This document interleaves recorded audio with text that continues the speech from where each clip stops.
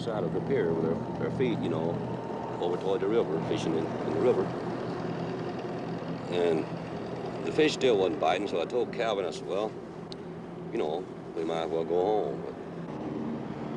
But I guess that was when I heard it. It was some kind of zipping sound. And when I turned around, in this area out here, about 40 or 50 feet out there, there was some kind of craft, you know. It looked like it's going to come right onto the ground. But it came on down and hovered about a foot and a half or 2 feet off of the ground. But we didn't know what to do, you know. The river behind us and that out there not knowing what it was. So, and then before we had time to really do anything, it seemed like an opening appeared. And toward the end, it was, you know, toward us. And the blue light, it had blue flashing lights as it was, you know, approaching the ground, but then they went out. And when the opening appeared, some source of light came from the inside. It was just almost blinding. Sheriff Diamond, can you tell me just what happened that night? No, sir, I can't.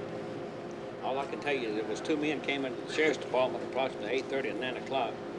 They were all excited, upset, wanting to climb the walls, hysterical, crying. That's actually all I know is what happened. I mean, as far as me seeing what happened, I don't know. Of course, we could see them in the opening coming from, you know, when it started out the craft. But Did you think it was people coming out at first? Well, they had. I kind of thought it was people at first, you know, off like that. But of course, when they appeared there in front of me, it was the most shock I've ever had in my life. What did you see? Well, they were shorter than me. I'd say about 5'2" or 3", and they didn't have a neck. Their head, it seemed to come directly to their shoulders. And they had something that came out to a point about where a nose would be, and on each side, the ears. And I believe that they looked like they were a little longer on the ears than the nose. But still pointed the ears. They were still pointing, yes. But since I was down there, and since I was a physician, and several other scientists and investigators were asked to consult and look into the situation, I was asked would I mind if I would be present, and I said I wouldn't mind at all. And while it is still very difficult for us to believe that a spaceship landed and that robot-type creatures came out and actually took these 2 people into the spaceship, these men, in my opinion, believed that they saw this and that they were being honest in reporting what they have reported. But it seemed to me when they came out that doorway, or that opening or whatever it was, then just almost instantly they were right there on us. And their arms, they had arms, and I saw the arms moving here and in the shoulders, but they had weld. I mean, their fingers were webbed, and then they had something like a thumb, and they were like this. Mm-hmm. We questioned them at length, and then we left the room and recorded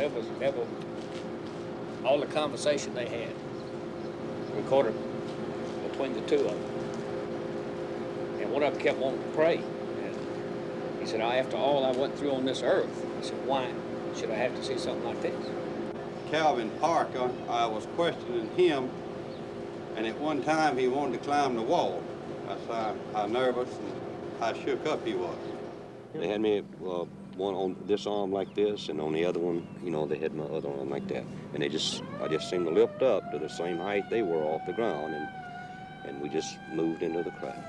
Now inside, how did they lay you out? Do you remember how it happened? Yes. I didn't see any tables or chairs or anything in there. I'm not saying it wasn't in there because the light was almost blinding, but I didn't see any. And when they carried me inside, they seemed to just lean me back, you know.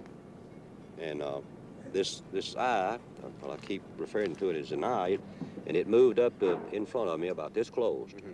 And it started right at my eyes, looking me right in the eye. And it hesitated there for a few seconds, and it just started moving over my entire body. When they brought me from the craft along this area here, and they didn't drop me, you know, they just released me back to the ground. And I fell. I don't know why my legs were weak. I don't know why it was the fright or what it was, but I fell onto the ground. And that's when I seen Calvin. He's standing right over here in this area, and he was standing facing the river with his arms outstretched like that, just like he was staring at something. Tell me about the lie detector test. Well, so that was run by Was it Pilkington? Pennington. Pennington.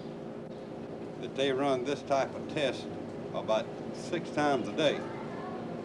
And when they were asked to come over here to talk to these people, they had in their mind that it was just a big joke.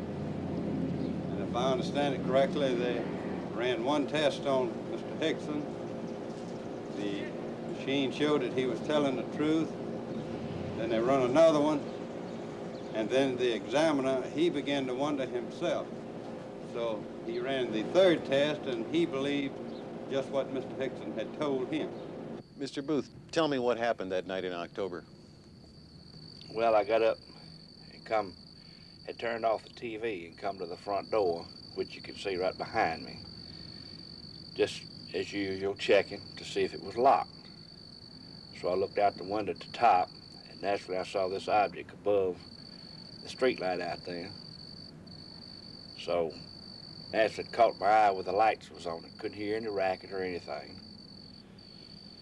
So I opened the door after a few seconds to step out to see if I could really tell what it was. It just took off. Can you describe it? Well, it was round, had lights all the way around it, turning in a counter-clockwise motion. It had a dome on top with a bright light shining out through the top of it. To tell the actual figure of it or anything, you couldn't tell. You could just see the lights and the one on top. When it happened to Charlie, the creatures, whatever they were, didn't communicate with him. Now, it's enough to say you saw a UFO to give you trouble these days in some towns. To be taken aboard is just a suspect idea. But somehow, if the creatures don't give you a message, you're just a touch less incredible. And Charlie says that what he said and what we wrote about in the book, it was like they had a job to do, and they came and they did it. I think there has to be a reason why that Calvin and me was picked. Maybe because you could take it. Well, it might be. I don't know. I think that they know more of what's going on down here on this earth than we think. And I don't know, they might have been, you might say, looking for somebody that could, you might say, hold up under the strain and convince people that there is another world and there's some kind of life on that world up there. They were the ones that saw the Pascagoula UFO.